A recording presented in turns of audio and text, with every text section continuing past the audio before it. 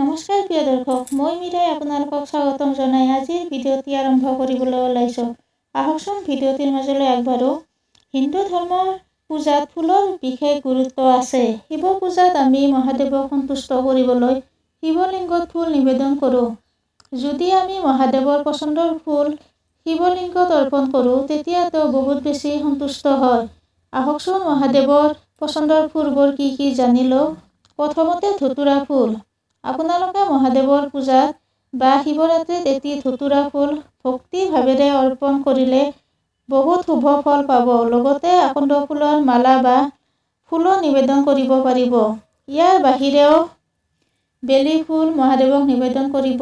কিন্তু মনত ৰাখিব, যি বেলি ফুলৰ গছত ফল ধৰে সেই বেলি ফুলহে অৰ্পণ কৰিব, সুগন্ধিযুক্ত বেলি ফুল নহয়। ইয়াৰ বাহিৰেও কুশ ফুল, কণী ফুলো মহাদেৱক অৰ্পণ কৰিব পাৰে। বগা ৰঙৰ ফুলো শিৱলিংগত নিবেদন কৰিব।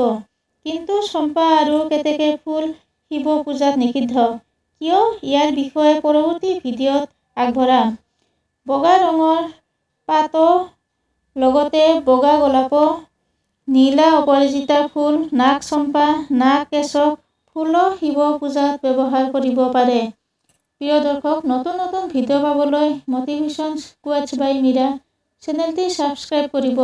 লগতে লাইক, শ্বেয়াৰ আৰু কমেণ্ট কৰিবলৈ নাপাহৰিব। পুনৰ লগ পোৱাৰ আশাৰে আজিলৈ আহিছোঁ। ধন্যবাদ।